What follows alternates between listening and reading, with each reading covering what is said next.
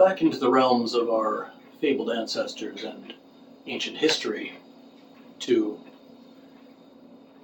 ancient history to the time of player characters arriving. The world at this time had even forgotten why the lands surrounding our mountain were called cursed. It was only remembered that it was a place where bad things had happened long ago. Beyond these lands, however, small kingdoms and settlements were again beginning to grow. Elves, dwarves, humans, orcs, hobgoblins, and others all had their territories staked out and were slowly expanding towards each other's borders again. Gnomes and halflings traded and mingled with some and tried to avoid others. Kobolds hid from most and worshipped dragons across the world outside of Teksta. Goblins did as they always had in the rest of the world, clinging to the edges of societies, raiding, living in fear of their god, being hated by most, feared by some, and used by others. Dapnom was a goblin, of course, but she was never very popular among her tribe. She was actually cast out by them for a time because she hid rather than fighting when their camp was attacked.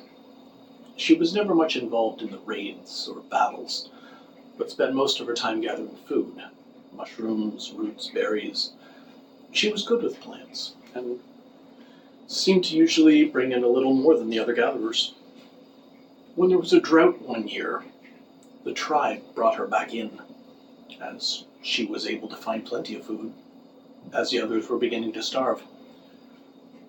While the others were beset by hungry rats and vermin, robbed and even attacked by foxes, badgers, and raccoons, Dapnom's hut was left untouched.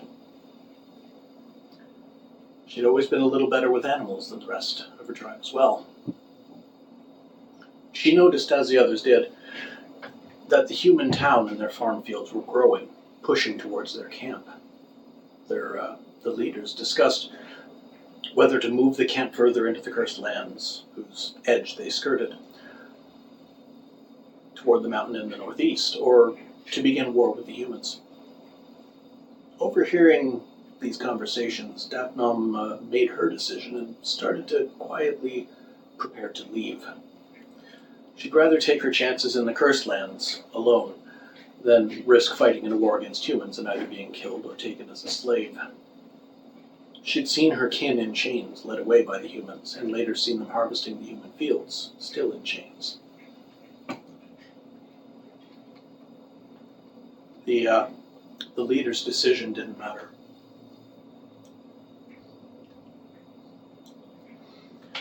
As the humans attacked that night, as many fought as fled in the battle. Most who fought were taken as slaves rather than killed. The 24 or so who fled, wise cowards they were, looked to Dapnom for direction. She'd always been able to survive the less hospitable wilderness better than the rest had, so they followed her. They wandered the cursed lands for weeks. No direction, just meandering calmly and becoming more comfortable with and accustomed to their surroundings.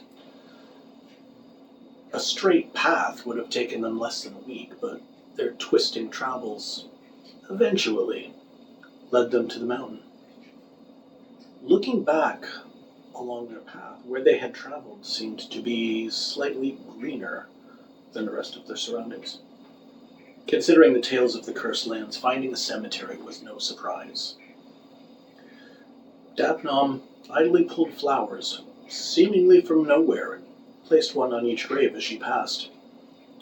She didn't notice, but many of her followers did as the flowers took root and began to grow along the graves, while they began to climb the mountain. Once within the confines of Teksta, the newcomers were swiftly brought before the collective Gwens, now including 3 kobolds, as their numbers and tumbling had expanded, and they'd created 2 warrens. Though she hadn't previously known it, it was determined that the young Dapnom was a druid.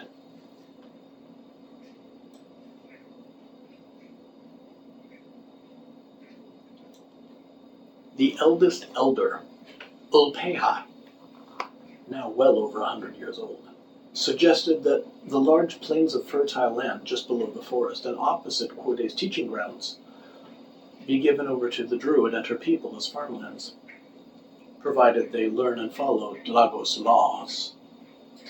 Thus, Dap Nomwick was founded.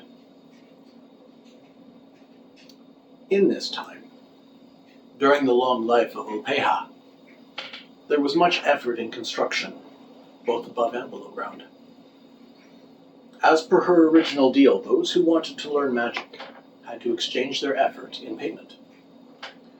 So stone roads were built to and between all the towns, and souterrain, tunnels, were set below all of the roads, and many of the stone houses in Ulpeha's town of Toner Brock. The kobolds who had become Ulpeha students were set to expanding their own domain. Amid their digging, other, older tunnels were discovered which traversed the entirety of the mountain, to all heights and depths. Underground lakes and rivers filled with fish and other creatures were found, and new warrens were established as the kobolds dug their new settlement. As the kobolds dug their new settlements, they discovered new resources in abundance, and named each warren for its greatest resource. Not just metals and gems, but different kinds of stone for construction, salt, the fish in their lakes and rivers, anything that was decidedly most useful and plentiful in a place. While following these tunnels upwards, in the north of the mountain, a group of kobolds discovered a huge cavern with a large opening over sheer cliffs, giving them both safety from any attackers who couldn't fly and a clear view of the outside world for many miles. They could see the plains, forests, and hills beyond their insular nation.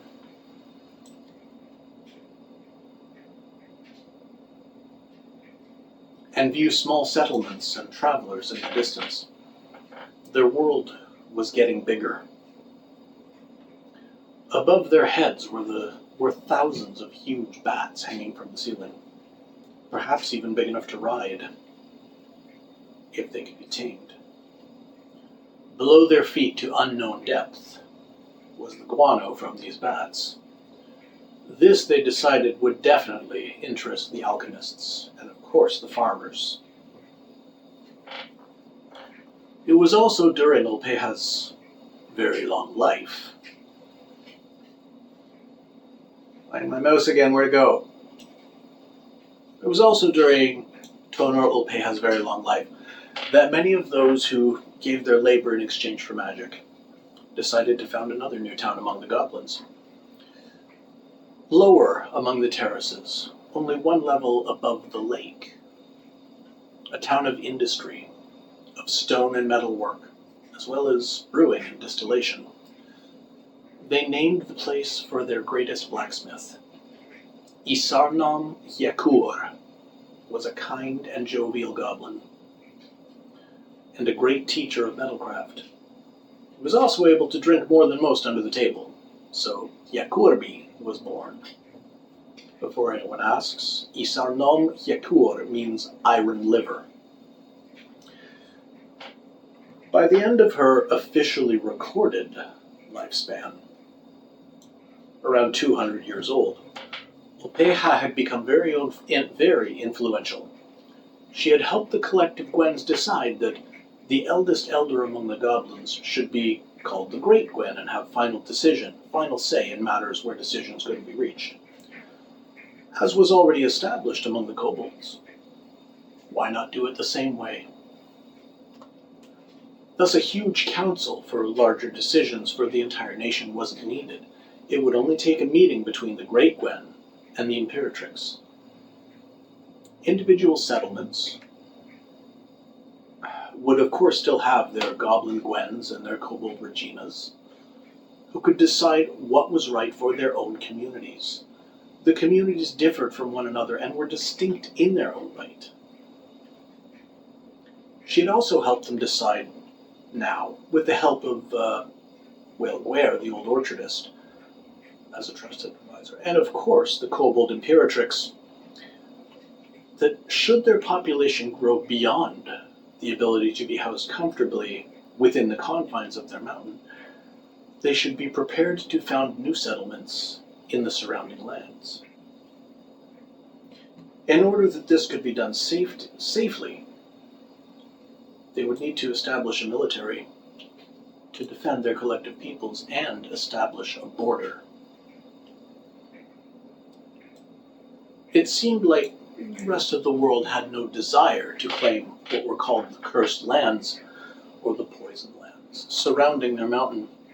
So teams were sent out with guards, large work gangs, and walls were begun. This went on long after the apparent demise of Opeha.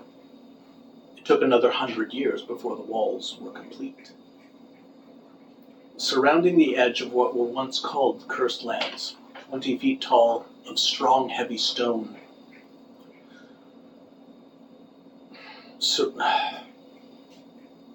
gates were placed in 8 compass directions, and a mansio, a house of greeting and rest, was built inside each gate. From the base of the mountain, it was 3 days' hard march to any of the gates, and these were left for the future. So, we're now 600 years away from when player characters can show up.